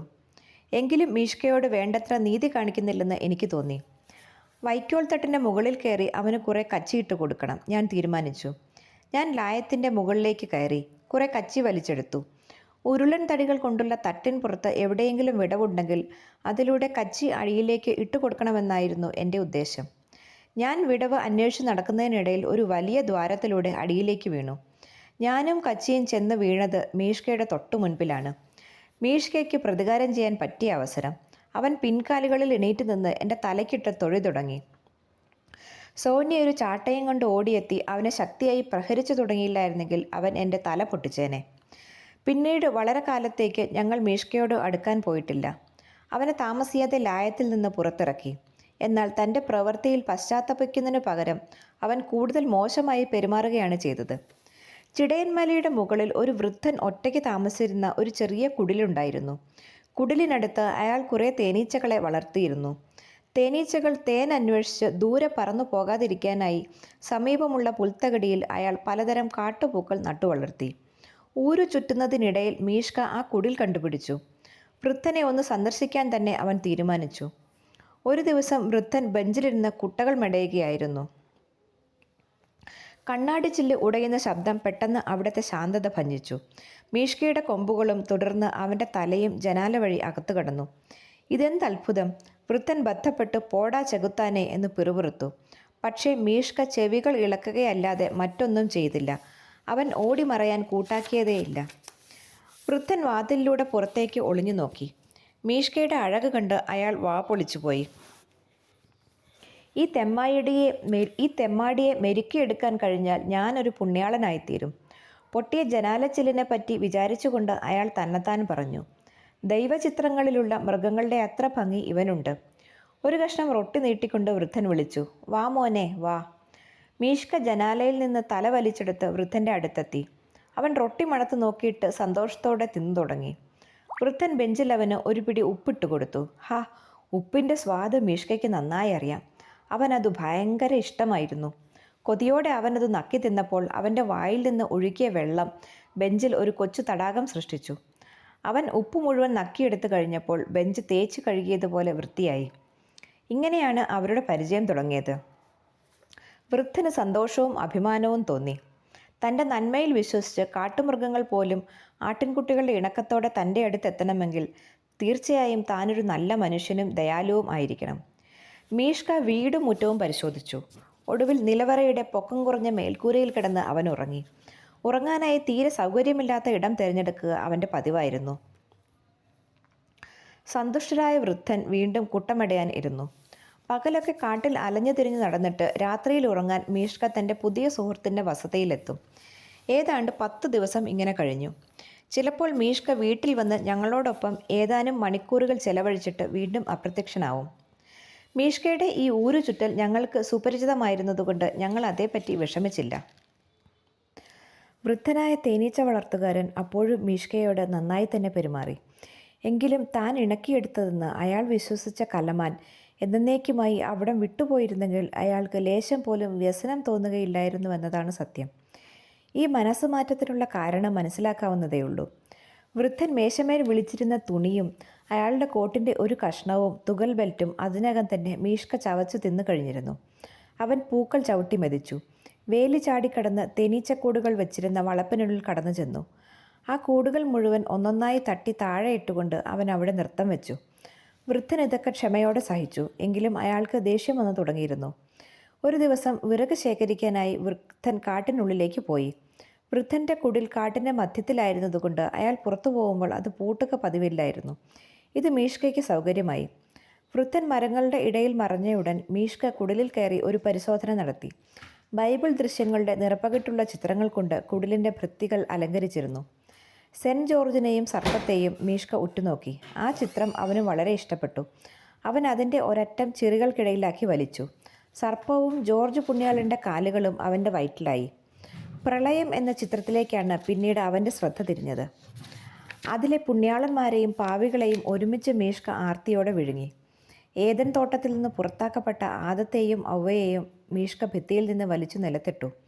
അടുത്ത ചിത്രത്തിൻ്റെ നേർക്ക് തിരിഞ്ഞപ്പോഴാണ് അവൻ വൃദ്ധൻ്റെ പാട്ട് അടുത്തെവിടെയോ കേട്ടത്. വീട്ടിലേതുപോലെ തന്നെ ഇവിടെയും തൻ്റെ ചവയ്ക്കൽ ആർക്കും ഇഷ്ടപ്പെടാനിടയില്ലെന്ന് മീഷ്കയ്ക്ക് മനസ്സിലായി. കഴിയുന്നതും വേഗം അവിടുന്ന് രക്ഷപ്പെടണമെന്നായിരുന്നു അവൻ്റെ വിചാരം. പക്ഷേ പൊക്കം കുറഞ്ഞ മച്ചുള്ള ആ കൊച്ചു കുടിലിൽ അവന് തിരിയാൻ ഇടമുണ്ടായിരുന്നില്ല. അവൻ ഏകദേശം അപ്പോൾ ഒരു കുതിരയുടെ അത്ര പൊക്കമുണ്ടായിരുന്നതും അവൻ്റെ കൊമ്പുകൾ സാമാന്യം വലുതായിരുന്നുവെന്നും ഓർക്കണം. പിറകോട്ട് നടന്ന് വാതിൽ കടക്കുക മാത്രമേ നിവൃത്തിയുള്ളൂ. എന്നാൽ ഇതിനിടെ വൃദ്ധൻ വാതിൽക്കൽ എത്തിക്കഴിഞ്ഞിരുന്നു. പടങ്ങളെ അവശിഷ്ടങ്ങൾ കണ്ടപ്പോൾ നടന്നതെന്താണെന്ന് വൃദ്ധൻ ഊഹിച്ചു. എടാ പിശാചേ, എടാ അസത്തെ, വൃദ്ധൻ അലറി. അയാൾ ഒരു വടിയെടുത്ത് ആ ഹീനൻ്റെ മുതുകത്തടിച്ചു. മീഷ്കയ്ക്ക് വല്ലാതെ വേദനിച്ചു. അവൻ ഓടിപ്പോയി. കുറേ നാൾ കഴിഞ്ഞ് അവൻ വീണ്ടും ആ കുടിലിനടുത്തെത്തി. തേനീച്ചക്കൂടുകൾക്കടുത്ത് ജോലി ചെയ്തുകൊണ്ടിരുന്ന വൃദ്ധൻ മീഷ്ക അവിടെ എത്തിയത് അറിഞ്ഞില്ല. വൃദ്ധൻ ഒരു തേനീച്ചക്കൂടിൻ്റെ നേരെ കുനിയുന്നത് കണ്ട ഉടൻ മീഷ്ക ശബ്ദമുണ്ടാക്കാതെ അയാളുടെ പിന്നിലെത്തി മുൻകാലുകൾ ഉയർത്തി അയാളെ തൊഴിച്ചു. ഏതൊരു പുണ്യാളൻ്റെയും ക്ഷമ കൊടുത്താൻ ഇത് പോരെ? വൃദ്ധൻ ആ അസത്തിനെ പ്രാകുകയും അടിച്ചോടിക്കുകയും ചെയ്തു. വേനൽക്കാലം കഴിഞ്ഞു. മരങ്ങളുടെ ഇല പൊഴിഞ്ഞു. പ്രഭാതങ്ങളിൽ നിലം തണുത്ത് ഉറഞ്ഞു കിടന്നു. താമസിയാതെ ശൈത്യകാലം തുടങ്ങും. തണുപ്പ് തുടങ്ങിയതോടെ മലമുകളിലുള്ള ആ ഗ്രാമം നിശ്ചലമായെന്ന് തോന്നി. ആളുകൾ അധിക സമയം വീടിനുള്ളിൽ കഴിച്ചുകൂട്ടി. ചിലപ്പോൾ അനേക ദിവസത്തേക്ക് ഞങ്ങൾ ഒരാളെപ്പോലും കണ്ടുമുട്ടിയില്ലെന്ന് വരും. ആദ്യത്തെ മഞ്ഞു പൊഴിഞ്ഞു. മീഷ്ക ആഹ്ലാദത്തോടെ അതിനെ സ്വാഗതം ചെയ്തു. അവൻ പൊടിമഞ്ഞിൽ സങ്കീർണമായ ഒരു നൃത്തം ചവിട്ടി. പുറത്തേക്ക് മഞ്ഞുകൂനകൾ കുഴഞ്ഞിട്ടുകൊണ്ട് അവൻ മരങ്ങളുടെ താഴ്ന്ന ചില്ലകൾ അടർത്തിയെടുത്ത് നിലത്തിട്ട് ചവിട്ടി. ഒടുവിൽ ദേഹമാകെ ചൂടാകുകയും തളർച്ച തോന്നുകയും ചെയ്തപ്പോൾ അവൻ വായ തുറന്ന് ആർത്തിയോടെ പൊടിമഞ്ഞ് വിഴുങ്ങി തുടങ്ങി. ശൈത്യകാലത്തേക്ക് വേണ്ടി അവൻ്റെ രോമം എത്ര നിബിഡമായി വളർന്നിരിക്കുന്നുവെന്ന് ഞങ്ങൾ അപ്പോൾ മാത്രമാണ് ശ്രദ്ധിച്ചത്. അവൻ്റെ കഴുത്തിലെ രോമം പ്രത്യേകിച്ചും നീളവും കട്ടിയും ഉള്ളതായിരുന്നു. അത് ചൂടുള്ള ഒരു കഴുത്തുപട്ട പോലെയിരുന്നു. നെഞ്ചിലും വയറിൻ്റെ അടിവശത്തും തൊങ്ങൽ പോലെ രോമം വളർന്നിരുന്നു. എന്നാൽ കാലുകൾ വേനൽക്കാലത്തേതുപോലെ തന്നെ രോമമില്ലാതെ വലിഞ്ഞു നീണ്ടിരുന്നു. മാറലും റെയിൻഡിയറും തമ്മിലുള്ള വ്യത്യാസം ഇതാണ്. റെയിൻഡിയറിൻ്റെ കാലുകൾ കുറെ കൂടി കുറുകിയതും വണ്ണമുള്ളതുമാണ്. കുളമ്പിനു ചുറ്റും രോമങ്ങൾ നിബിഡമായി വളർന്നിരിക്കുകയും ചെയ്യും. റെയിൻഡിയറിൻ്റെ രോമാവൃതമായ കാലുകൾ രോമപൂട്ടുകൾ പോലെയാണ് ഇരിക്കുന്നത്. മാറലിൻ്റെ കാലുകളാകട്ടെ എല്ലാ ഋതുക്കളിലും ഉപ്പൂറ്റി പൊങ്ങിയ പരിഷ്കാരമുള്ള ഷൂസ് പോലെയാണ് ഇരിക്കുന്നത്. ശൈത്യകാലം മുഴുവൻ മീഷ്ക കുഴപ്പങ്ങളിലൊന്നും ചാടാതെ കഴിച്ചുകൂട്ടി. അവൻ മുറ്റത്ത് നിന്ന് പുറത്തു കടന്ന് കാടുകളിലും മലകളിലും അലഞ്ഞു തിരിയുകയോ വഴിയിലൂടെ നടന്ന് ആൾപ്പാർപ്പില്ലാത്ത വേനൽക്കാല വസതികൾ സന്ദർശിക്കുകയോ പതിവായിരുന്നു. എങ്കിലും എല്ലാ ദിവസവും വൈകുന്നേരം അവൻ കൃത്യമായി വീട്ടിലെത്തി. ഉന്തി നിൽക്കുന്ന ഒരു പാറയുടെ കീഴെ ഞങ്ങളുടെ ആലയുടെ മേൽക്കൂരയിലിട്ടിരുന്ന ഒരു പായിലാണ് അവൻ കിടന്നുറങ്ങിയിരുന്നത്. ചിലപ്പോഴവൻ അടുത്തുള്ള ഗ്രാമത്തിലേക്ക് പോകും. വളരെ വേഗം തന്നെ വീട്ടിലേക്ക് പാഞ്ഞു വരികയും ചെയ്യും. കുരച്ചുകൊണ്ട് ഒരു പറ്റം പട്ടികൾ അവനെ പിന്തുടരുന്നുണ്ടാവും. വീടിന് ചുറ്റും പലതവണ പ്രദക്ഷിണം വെച്ചിട്ട് മീഷ്ക പൂമുഖത്തിന് മുന്നിൽ വന്നു നിന്നുകൊണ്ട് കൊമ്പുകൾ താഴ്ത്തി പട്ടികളോട് യുദ്ധം പ്രഖ്യാപിക്കും. പട്ടികളുടെ സംഘം കുരച്ചുകൊണ്ട് പിൻവാങ്ങും. പിന്മാറാൻ കൂട്ടാക്കാത്ത വീരന്മാരെ മീഷ്ക തൊഴിക്കുകയും കുത്തുകയും ചെയ്യും. വസന്തത്തിൻ്റെ ആദ്യത്തെ നിശ്വാസം മഞ്ഞുരുക്കി തുടങ്ങിയപ്പോൾ മീഷ്ക ദുഃഖാകുലനായി. അവൻ സമയം അധികവും കാട്ടിൽ കഴിച്ചുകൂട്ടി. ഫെബ്രുവരി മാസത്തിൽ അവൻ്റെ രോമം വീണ്ടും കൊഴിഞ്ഞു തുടങ്ങി. ചാരവും തവിട്ടും ചേർന്ന് അവൻ്റെ രോമം ചിടപിടിച്ച് കട്ടകളായി കൊഴിഞ്ഞുപോയി. അവന് കൊമ്പുകൾ നഷ്ടപ്പെട്ടു. അവൻ്റെ മുഖത്ത് ദുഃഖവും നിസ്സഹായതയും നിഴലിച്ചു. ആദ്യത്തെ വെള്ളച്ചാലുകൾ ഗളഗള ശബ്ദമുയർത്തി. വെയിലുള്ള സ്ഥലങ്ങളിൽ സ്നോ ഡ്രോപ്പുകളും വയലറ്റുകളും പൊട്ടിവിരിഞ്ഞു. പിന്നീട് മരങ്ങളും മൈതാനങ്ങളും പച്ച നിറമണിഞ്ഞു. ഞങ്ങൾ വീടിനുള്ളിൽ നിന്ന് പുറത്തിറങ്ങി. ഞങ്ങളുടെ പാട്ടും ബഹളവും മലമുകളിൽ അലയടിച്ചു. ഉല്ലാസയാത്രകൾ തുടങ്ങാനുള്ള സമയം ഇതാ വീണ്ടും സമാഗതമായിരിക്കുന്നു. മീഷ്ക ഉത്കണ്ഠാകുലനായി. അവൻ മെലിഞ്ഞു വന്നു. അവൻ ഒന്നിലും ഉത്സാഹമില്ലാതെയായി. വസന്തം വേനലിന് വഴിമാറിക്കൊടുത്തപ്പോൾ മീഷ്കയുടെ തലയിലെ മുഴകൾ വീണ്ടും വീർത്തു. മീഷ്കയുടെ പുതിയ കൊമ്പുകളിൽ നിന്ന് ചോര കുടിക്കാൻ പറന്നെത്തിയ ഈച്ചകളും കുതിര ഈച്ചകളും അവനെ വല്ലാതെ ഉപദ്രവിച്ചു. അവൻ കളപ്പുരയുടെ ഇരുളടഞ്ഞ ഒരു മൂലയിലേക്ക് ഇഴഞ്ഞു കയറി നിരുന്മേഷനായി ദിവസങ്ങൾ തള്ളി നീക്കി. അടുത്തുള്ള ഒരു തോപ്പിൽ നിന്ന് ഇലകളും ഇളം തണ്ടുകളും കരണ്ടു തിന്നാൻ വൈകുന്നേരം മാത്രം അവൻ അവിടെ നിന്ന് പുറത്തിറങ്ങും. അമ്മയ്ക്ക് മീഷ്കയോട് വളരെയേറെ അനുകമ്പ തോന്നി. ഈച്ചകളെ അകറ്റി നിർത്താനായി അവൻ്റെ മൃദുവായ ഇളം കൊമ്പുകളിൽ അമ്മ ഒരുതരം തൈലം പുരട്ടിക്കൊടുത്തു. പക്ഷേ അത് അവനെ കൂടുതൽ അസഹ്യപ്പെടുത്തുകയാണ് ചെയ്തത്. മീഷ്കയെ ആശ്വസിപ്പിക്കാൻ അമ്മ അവന് പലപ്പോഴും സ്വാദിഷ്ടമായ തീറ്റ സാധനങ്ങൾ കൊടുക്കാറുണ്ടായിരുന്നു. മീഷ്ക അമ്മയോട് വളരെയേറെ നന്ദിയുള്ളവനായിരുന്നു. അവന് അമ്മയോടായിരുന്നു ഏറ്റവും കൂടുതൽ സ്നേഹവും അടുപ്പവും. അവൻ അമ്മയുടെ ഏത് ആജ്ഞയും അനുസരിക്കുകയും ഒരു പട്ടിയെപ്പോലെ അവരുടെ പിന്നാലെ നടക്കുകയും ചെയ്തിരുന്നു. അമ്മ പൂമുഖത്തിരുന്ന് തയ്ക്കുകയോ കമ്പിളി ഉടുപ്പുകൾ തുന്നുകയോ ചെയ്യുമ്പോൾ അവരുടെ കാൽച്ചുവട്ടിൽ കിടന്ന് വിശ്രമിക്കാൻ മീഷ്കയ്ക്ക് ഇഷ്ടമായിരുന്നു. പലപ്പോഴും അവൻ തൻ്റെ വേദന നിറഞ്ഞ മുഖം അമ്മയുടെ തോളിൽ വെച്ചുകൊണ്ട് കണ്ണടച്ചു നിൽക്കുകയും അമ്മ അവനെ വാത്സല്യപൂർവ്വം തലോടിക്കൊണ്ടിരിക്കുകയും ചെയ്യാറുണ്ടായിരുന്നു. അവൻ ഏതെങ്കിലും കുസൃതി കാട്ടിക്കഴിഞ്ഞാൽ ആദ്യം തന്നെ അവൻ്റെ ഭാഗം പിടിക്കുന്നത് അമ്മയായിരിക്കും. കാട്ടിലെ കലമാനാണെന്ന് വിചാരിച്ച് വേട്ടക്കാരാരെങ്കിലും മീഷ്കയെ വെടിവെക്കുമോ എന്ന് അമ്മ ഭയന്നു. അതുകൊണ്ട് അമ്മ അവൻ്റെ കഴുത്തിൽ ഒരു തുകൽപ്പട്ട ഇടുകയും അതിൽ ചുവപ്പ് നീലയും നിറമുള്ള 2 വലിയ റിബണുകൾ കെട്ടിവെക്കുകയും ചെയ്തു. ആ നിറപ്പകിട്ടുള്ള റിബണുകൾ ദൂരെ നിന്ന് തന്നെ ആർക്കും കാണാൻ കഴിയുമായിരുന്നു. എന്നിട്ടും മീഷ്കയെ അപകടത്തിൽ നിന്ന് രക്ഷിക്കാൻ അവയ്ക്ക് കഴിഞ്ഞില്ല. ഇങ്ങനെയാണ് അത് സംഭവിച്ചത്. തലസ്ഥാനത്ത് നിന്ന് വന്ന ഒരു പ്രകൃതി ശാസ്ത്രജ്ഞൻ മലയിടുക്കിൽ നിന്ന് 2 കിലോമീറ്റർ മുകളിൽ ടെൻറ്റ് കെട്ടി ക്യാമ്പ് ചെയ്തു. അയാൾ പകൽ മുഴുവൻ മലകൾ കയറിയിറങ്ങി ഫോട്ടോ എടുക്കുകയും പാറക്കല്ലുകളും പുല്ലുകളും ശേഖരിക്കുകയും ചെയ്തു പോന്നു. വൈകുന്നേരം അയാൾ ക്യാമ്പിൽ തിരിച്ചെത്തി ആഹാരം പാകം ചെയ്ത് കഴിക്കുകയും അന്ന് ശേഖരിച്ച വസ്തുക്കളെപ്പറ്റി ശ്രദ്ധാപൂർവം പഠനം നടത്തിയിട്ട് അവ ചെറിയ പെട്ടികളിലാക്കി സൂക്ഷിച്ചു വെക്കുകയും ചെയ്യും. അയാൾ പുറത്തു പോയിരുന്ന സമയത്ത് മീഷ്ക ആ ടെൻറ്റ് കണ്ടുപിടിച്ചു. ആദ്യം അത് തട്ടിമറിച്ചിടാൻ അവനൊരു ശ്രമം നടത്തി. അപ്പോഴാണ് കുറേ കടലാസ് കഷ്ണങ്ങളും സിഗരറ്റ് കുട്ടികളും അവൻ്റെ ദൃഷ്ടിയിൽപ്പെട്ടത്. അതെല്ലാം അകത്താക്കി കഴിഞ്ഞപ്പോൾ ടെൻറ്റിനെ പറ്റിയുള്ള അവൻ്റെ അഭിപ്രായം മാറി. വീണ്ടും അത് സന്ദർശിക്കുന്നത് നന്നായിരിക്കുമെന്ന് അവൻ തീരുമാനിച്ചു. പിറ്റേ ദിവസം വൈകിട്ട് ഇരുളടഞ്ഞ കളപ്പുരയിൽ നിന്ന് പുറത്തു കടന്നയുടൻ മീഷ്ക ടെൻറ്റിനടുത്തേക്ക് പാഞ്ഞു. ടെൻറ്റിൻ്റെ പടുതകൾ അകറ്റി വെച്ചിരുന്നു. ജിജ്ഞാസുവായ മീഷ്ക അതിനിടയിലൂടെ തല അകത്തേക്ക് നീട്ടി. ഭാഗ്യദോഷത്തിന് പ്രകൃതി ശാസ്ത്രജ്ഞൻ അകത്തുണ്ടായിരുന്നു. ദൈവമേ, പേടിച്ചരണ്ട ആ ധീരനായ നാട്ടുകാരൻ മീഷ്കയുടെ കഴുത്തിലെ ചുവപ്പും നീലയും റിബൺ പോലും കണ്ടില്ലെന്ന് മാത്രമല്ല, കാട്ടുമാനുകൾ മനുഷ്യരുടെ അടുത്തെങ്ങും വരികയില്ല എന്ന വസ്തുത മറന്നു പോവുക കൂടി ചെയ്തു. അയാൾ ഒരു തരത്തിൽ തോക്ക് വലിച്ചെടുത്ത് നേരെ മീഷ്കയുടെ നെറ്റിയിലേക്ക് വെടിവെച്ചു. മീഷ്ക നിലംപതിച്ചു. ആ വഴി കടന്നുപോയ ഒരു ഫോറസ്റ്റർ വെടിയുടെ ശബ്ദം കേട്ട് അവിടെ എത്തി. നിലത്ത് വിടുന്ന മീഷ്ക മരണവെപ്രാളം കാണിക്കുന്നതാണ് അയാൾ കണ്ടത്. പ്രകൃതി ശാസ്ത്രജ്ഞൻ മീഷ്കയുടെ കഴുത്തിലുള്ള റിബൺ നോക്കി ആശ്ചര്യഭരിതനായി അവിടെ നിന്നിരുന്നു. വനം സൂക്ഷിപ്പുകാരൻ ഞങ്ങളുടെ വസതിയിലേക്ക് ഓടി വന്നു. വേഗം വരൂ, ഒരു അപകടം പറ്റിയിരിക്കുന്നു, മീഷ്ക കൊല്ലപ്പെട്ടു. മുറ്റത്തേക്ക് ഓടി കയറുന്നതിനിടയിൽ അയാൾ വിളിച്ചു പറഞ്ഞു. അച്ഛൻ കുതിരയെ അഴിച്ചു. തോക്കുമെടുത്ത് രോഷാകുലനായി അദ്ദേഹം ടെൻറ്റിനടുത്തേക്ക് കുതിര ഓടിച്ചുപോയി. അദ്ദേഹം എന്തെങ്കിലും അവിവേകം കാട്ടിയേക്കും എന്ന് പേടിച്ച് അമ്മയും പിന്നാലെ ചെന്നു. അമ്മ അവിടെ എത്തിയപ്പോൾ അച്ഛൻ പ്രകൃതി ശാസ്ത്രജ്ഞനോട് തട്ടിക്കയറിക്കൊണ്ടിരിക്കുകയായിരുന്നു. ജാള്യത കൊണ്ട് മുഖം ചുവന്ന ആ മനുഷ്യൻ ക്ഷമാപണ രൂപേണ എന്തൊക്കെയോ പിറുപിറുത്തുകൊണ്ടിരുന്നു. നിങ്ങൾ പട്ടണവാസികൾ തലച്ചോറ് എവിടെയാണ് സൂക്ഷിക്കുന്നത്? ഒരു കാട്ടുമാൻ ഒരിക്കലും ടെൻറ്റിനുള്ളിൽ തലയിടുകയില്ലെന്ന് നിങ്ങൾക്കറിയുകയില്ലേ? ഒരു പ്രകൃതി വിദഗ്ധൻ വന്നിരിക്കുന്നു. ഭാഗ്യവശാൽ ആ പ്രകൃതി ശാസ്ത്രജ്ഞന് വെടിവെക്കാൻ തീരെ അറിയില്ലായിരുന്നു. അതുകൊണ്ട് നെറ്റിയെ ലക്ഷ്യമാക്കി അടുത്തുനിന്ന് വെടിവെച്ചിട്ടും അയാളുടെ ഉന്നം പിഴച്ചു. മീഷ്കയുടെ ഒരു കൊമ്പിലാണ് വെടികൊണ്ടത്. അതിൻ്റെ ഒരു ശാഖ മുറിഞ്ഞ് തൂങ്ങിക്കിടന്നു. അച്ഛൻ കുപ്പായത്തിൻ്റെ കൈകൾ ചുരുട്ടി ശസ്ത്രക്രിയ നടത്താൻ തയ്യാറായി. പ്രകൃതി ശാസ്ത്രജ്ഞൻ പ്രഥമ ശുശ്രൂഷ സാമഗ്രികൾ നിറച്ച സഞ്ചി എടുത്തുകൊണ്ടുവന്നു. പിന്നീട് ഓടിപ്പോയി ഒരു തൊട്ടി വെള്ളം കൊണ്ടുവന്നു. തൻ്റെ തെറ്റിന് പ്രായശ്ചിത്തമായി എന്തും ചെയ്യാൻ തയ്യാറായിരുന്നു അയാൾ. ഒടിഞ്ഞുപോയ ശാഖയോടൊപ്പം കൊമ്പിൻ്റെ ഒരു ഭാഗവും അവർ മുറിച്ചു മാറ്റി. മീഷ്ക വേദന കൊണ്ട് അലറി. ശക്തിയോടെ പുറത്തേക്ക് ചീറ്റി വന്ന രക്തം 4 അടി അകലെ നിന്ന ഒരു മരത്തിന്മേൽ പോലും തെറിച്ചു വീണു. ഒടുവിൽ അച്ഛൻ മുറിവിൽ കുറെ മരുന്നൊഴിച്ചു. ക്ഷീണം കൊണ്ട് മീഷ്ക തലകുനിച്ചു. അവന് ബോധക്ഷയമുണ്ടായെന്ന് തോന്നി. പിറ്റേന്ന് അവൻ എണീറ്റു. അച്ഛൻ താങ്ങിപ്പിടിച്ച് അവനെ വീട്ടിലേക്ക് നടത്തിക്കൊണ്ടുവന്നു. ആ വർഷം അവൻ്റെ കൊമ്പുകൾ വളരെ വിചിത്രമായിരുന്നു. ഒരെണ്ണം സാധാരണഗതിയിലുള്ളതും മറ്റേത് പാതി ഒടിഞ്ഞതും. അവൻ്റെ കൊമ്പുകൾ എന്നും ഇങ്ങനെയായിരിക്കുമെന്നാണ് ഞങ്ങൾ വിചാരിച്ചത്. പക്ഷേ അത് ശരിയായിരുന്നില്ല. അടുത്ത വസന്തത്തിൽ മീഷ്കയുടെ വിരൂപമായ കൊമ്പുകൾ കൊഴിഞ്ഞു.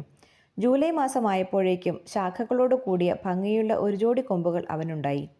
മീഷ്കയ്ക്ക് 5 വയസ്സായി. ആ വേനൽക്കാലത്ത് അവൻ്റെ കുസൃതികൾ പതിന്മടങ്ങ് വർദ്ധിച്ചു. വേനൽക്കാല വസതികളുടെ ചുറ്റുമുള്ള തോട്ടങ്ങളിൽ കായ്കൾ വിളഞ്ഞു തുടങ്ങിയപ്പോൾ മീഷ്ക സമയം അധികവും അവിടെ ചെലവഴിച്ചു തുടങ്ങി. പട്ടണത്തിലേക്കുള്ള വഴിയിൽ കൂടി വളരെ ദൂരം അവൻ സഞ്ചരിക്കും. ഇഷ്ടമുള്ള ഒരിടം കണ്ടെത്തിയാലുടൻ വേലി ചാടിക്കടന്ന് ഒരു മരക്കൊമ്പ് കടിച്ചുപിടിച്ച് ശക്തിയായി കുലുക്കി തുടങ്ങും. ആപ്പിളുകൾ തുരുതുരാ നിലത്ത് വീഴും. 2-3 ആപ്പിളുകൾ തിന്നിട്ട് മീഷ്ക അടുത്ത ആപ്പിൾ മരത്തിനടുത്തേക്ക് നടക്കും.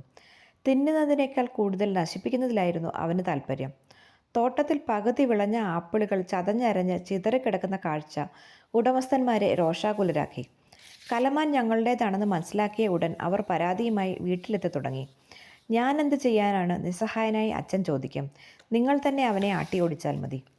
ഒരു ശിക്ഷയായി അച്ഛൻ മീഷ്കയെ പൂട്ടിയിട്ടു നോക്കി. പക്ഷേ സ്വാതന്ത്ര്യം ഇഷ്ടപ്പെടുന്ന മീഷ്കയ്ക്ക് അത് തീരെ ദുസ്സഹമായിരുന്നു. സംഗതികൾ കൂടുതൽ വഷളാക്കുകയാണ് അത് ചെയ്തത്. യുദ്ധഭൂമിയിൽ നിന്ന് പട്ടണത്തിലെ തോട്ടങ്ങളെ അച്ഛൻ അങ്ങനെയാണ് വിളിച്ചിരുന്നത്. ഏതു സമയം പുതിയ സംഭവ വികാസങ്ങൾ പ്രതീക്ഷിച്ചുകൊണ്ടാണ് ഞങ്ങൾ കഴിഞ്ഞത്. മീഷ്കയുടെ പരാക്രമങ്ങളെ പറ്റിയുള്ള പുതിയ റിപ്പോർട്ടുകൾ തുരുതുരാ വന്നു തുടങ്ങി. ഇന്നലെ അവൻ പുതുതായി താമസിക്കാനെത്തിയ ഒരു കൂട്ടര കുട്ടികളോട് യുദ്ധം ചെയ്തു. ഇന്ന് ആരുടെയോ അയയിൽ കിടന്ന കുപ്പായം വലിച്ചെടുത്ത് ചവച്ചു നാരാക്കി. മിനിഞ്ഞാന്ന് ഒരാളുടെ മണ്ണുകൊണ്ടുണ്ടാക്കിയ നിലവറയുടെ മച്ചിൽ കവാത്ത് നടത്തുന്നതിനിടയിൽ മച്ചിടിഞ്ഞ് അവൻ അടിയിലേക്ക് വീണ് തണുക്കാൻ വെച്ചിരുന്ന പാൽഭരണികൾ തട്ടിമറിച്ചു. നാം ഇനി എന്തു ചെയ്യും? ഒരു തനി കൊള്ളക്കാരനെ പോലെയാണവൻ. അച്ഛനും അമ്മയും സങ്കടപ്പെട്ടു. ഒടുവിൽ ആരുടെയോ കയ്യിൽ നിന്ന് നല്ല കുറെ അടി കിട്ടിക്കഴിഞ്ഞപ്പോൾ മീഷ്ക ഒന്നടങ്ങി. അവൻ കൂടുതൽ സമയം വീടിൻ്റെ പരിസരത്തിൽ ചെലവഴിക്കാൻ തുടങ്ങി. ഞങ്ങൾ ആശ്വാസത്തിൻ്റെതായ നെടുവീർപ്പിട്ടു. പക്ഷേ ആ ശാന്തത അധികകാലം നീണ്ടു നിന്നില്ല. വലിയൊരു നുകവും കുതിരക്കോപ്പും കൊമ്പിലേറ്റിക്കൊണ്ടാണ് ഒരു ദിവസം മീഷ്ക വീട്ടിലെത്തിയത്. അവനത് ഏതെങ്കിലും വണ്ടിയുടെ അടുത്ത് കണ്ടെത്തിയതാവണം. നുകത്തിൽ കുത്താൻ ശ്രമിക്കുമ്പോൾ അത് കൊമ്പുകളിൽ ഉടക്കിപ്പോവുകയും കൊമ്പുകളിൽ നിന്ന് വേർപെടുത്താൻ നിവൃത്തിയില്ലാതെ വന്നപ്പോൾ വിരണ്ട് മീഷ്ക വീട്ടിലേക്ക് അതുമായി ഓടി വരികയും ചെയ്തതാവണം. തലയിൽ ഈ വിചിത്രമായ കിരീടവും അണിഞ്ഞുകൊണ്ട് മീഷ്ക വീട്ടിലേക്ക് പാഞ്ഞു വരുന്നത് കണ്ട് ഞങ്ങൾ പൊട്ടിച്ചിരിച്ചു. ഞങ്ങൾ നുകമെടുത്തു മാറ്റി. അച്ഛൻ പുറത്തൊരു പരസ്യം എഴുതി വെച്ചു. പക്ഷേ നുകത്തിൻ്റെ ഉടമസ്ഥൻ അന്വേഷിച്ചു വന്നില്ല. അങ്ങനെ ആ നുകം ഞങ്ങളുടേതായിത്തീർന്നു. മീഷ്കയുടെ നുകം എന്നാണ് ഞങ്ങൾ അതിന് പേർ കൊടുത്തത്. അടുത്ത സംഭവം നടന്നത് ഏതാനും ആഴ്ചകൾ കഴിഞ്ഞാണ്. തൻ്റെ പഴയ സുഹൃത്തായ തേനീച്ച വളർത്തുകാരനെയാണ് മീഷ്ക ഇത്തവണ സന്ദർശിച്ചത്. അയാളുടെ ആട്ടിൻതോൽ കോട്ടുമായി അവൻ തിരിച്ചു വന്നു. ഞങ്ങൾ തോട്ടത്തിൽ ജോലി ചെയ്തുകൊണ്ടിരിക്കുകയായിരുന്നു. മീഷ്ക കട്ടിയുള്ള ഒരു രോമക്കോട്ട് തലയിലണിഞ്ഞ് അഭിമാനപൂർവ്വം തലയുയർത്തിപ്പിടിച്ച് റോഡിലൂടെ ഓടി വരുന്നത് ഞങ്ങൾ കണ്ടു. വിളിച്ചു കൂവുകയും ചീത്ത പറയുകയും ചെയ്തുകൊണ്ട് വൃദ്ധനും പിന്നാലെ എത്തി. ഞങ്ങൾ മുറ്റത്ത് വെച്ച് മീഷ്കയെ തടഞ്ഞു നിർത്തി കോട്ടെടുത്ത് വൃദ്ധന് കൊടുത്തു. അയാൾ മീഷ്കയെ വെറുപ്പോടെ നോക്കി. മീഷ്ക മരിച്ചു വീഴുന്നത് കാണാൻ താൻ അതിയായി ആഗ്രഹിക്കുന്നുവെന്ന് അയാൾ അരിശത്തോടെ പറഞ്ഞു. പക്ഷെ മീഷ്കയ്ക്ക് അങ്ങനെ ചെയ്യാൻ യാതൊരു ഉദ്ദേശവും ഉണ്ടായിരുന്നില്ല. ഞങ്ങളോടൊപ്പം മീഷ്ക വളർന്നു വന്നതുകൊണ്ട് അവന് ഞങ്ങൾക്ക് തെല്ലും ഭയമില്ലാതിരുന്നു. വസന്തകാലത്ത് കൊമ്പുകൾ കൊഴിയുമ്പോൾ നിസ്സഹായനായിത്തീരുന്ന മീഷ്കയോട് ഞങ്ങൾക്ക് സഹതാപമായിരുന്നു. അവനെ രക്ഷിക്കേണ്ടത് ഞങ്ങളുടെ ചുമതലയാണെന്ന് ഞങ്ങൾ വിചാരിച്ചു. ഞങ്ങൾ ലാളിച്ച് അവനെ വഷളാക്കുക പതിവായിരുന്നു. അതുകൊണ്ട് അവന് വീണ്ടും കൊമ്പ് മുളയ്ക്കുമ്പോൾ ഞങ്ങൾ അവനെ ഒട്ടും ഭയപ്പെട്ടിരുന്നില്ല. കൊമ്പുകളെ ശക്തി കാട്ടിത്തരാൻ അവൻ തുനിഞ്ഞാലുടൻ ഞങ്ങൾ ദൃഢസ്വരത്തിൽ പറയും, നിർത്തുമഠയ, മുഠാളനാകാൻ നോക്കേണ്ട. എന്നാൽ അന്യരെല്ലാം അവനെ പേടിച്ച് ഓടുകയാണ് പതിവ്. മീഷ്ക പിന്നാലെ ഓടിയെത്തി അവർക്ക് കണക്കിന് കൊടുക്കാറുമുണ്ടായിരുന്നു. ഭംഗിയായി വസ്ത്രധാരണം ചെയ്ത ഒരു വലിയ സംഘം വിനോദയാത്രക്കാർ ഒരിക്കൽ ഞങ്ങളുടെ മലയിലെത്തി. അവർ കാടുകളിൽ ചുറ്റി നടന്നുകൊണ്ടിരുന്നു. ഒരു യുവതിയും യുവാവും പൈൻമരത്തിന് ചുവട്ടിലിരുന്ന് സല്ലപിക്കുകയായിരുന്നു. യുവതി പെട്ടെന്ന് തിരിഞ്ഞു നോക്കിയപ്പോൾ മീഷ്ക അങ്ങോട്ട് ചെല്ലുന്നതാണ് കണ്ടത്. അയ്യോ, ഓടി വരണേ, അവൻ ഞങ്ങളെ കൊല്ലും, അവൻ അടുത്തടുത്ത് വരുന്നു, ആരെങ്കിലും ഓടി വരണേ, നമ്മൾ എങ്ങനെ രക്ഷപ്പെടും? യുവതി വിളിച്ചു പറഞ്ഞു. പേടിച്ച് നിലവിളിച്ചുകൊണ്ട് ആ സ്ത്രീ ഓടിച്ചെന്ന് ഒരു മരക്കൊമ്പിൽ അള്ളിപ്പിടിച്ചു. ഒരു കൂറ്റൻ മുന്തിരിപ്പഴം പോലെ അവർ മരക്കൊമ്പിൽ നിന്ന് തൂങ്ങിക്കിടന്നു. കൂടെയുണ്ടായിരുന്ന മാന്യൻ ആ യുവതിയെ രക്ഷിക്കാൻ തീരുമാനിച്ചു. അയാൾ തൻ്റെ തൊപ്പിയൂരി മീഷ്കയുടെ നേരെ വീശി. മീഷ്ക അതുകൊണ്ട് ഭയന്നു പോകുമെന്നാണ് അയാൾ വിചാരിച്ചത്. മീഷ്ക തലയുയർത്തി നാക്ക് പുറത്തേക്ക് നീട്ടിക്കൊണ്ട് ചീറ്റി. ധീരനായ യുവാവ് ഒരു പൈൻകായെടുത്ത് അവൻ്റെ നേർക്കെറിഞ്ഞു. എന്നാൽ മീഷ്ക അയാളുടെ അടുത്തേക്ക് ഒരു ചുവട് കൂടി അടുത്തപ്പോൾ അയാളുടെ ധൈര്യം പമ്പ കടന്നു. അയാൾ തിരിഞ്ഞ് ആവുന്നത്ര വേഗത്തിൽ മലയുടെ അടിവാരത്തിലേക്ക് ഓടി. യുവതിയെ ഒരു നോക്കുകൂടി കണ്ടുകളയാമെന്ന് മീഷ്ക തീരുമാനിച്ചു. നിർഭാഗ്യവതിയായ ആ യുവതി തൻ്റെ രക്ഷകൻ ഓടിപ്പോകുന്നത് കണ്ട് ഭയവിഹ്വലയായി മരക്കൊമ്പിൽ നിന്ന് പിടിവിട്ടു. മീഷ്കയുടെ തൊട്ടു മുൻപിലേക്കാണ് അവൾ വീണത്. മീഷ്ക യുവതിയുടെ ചുറ്റും നടന്ന് അസാധാരണമായ ഒരു നൃത്തം ചവിട്ടി.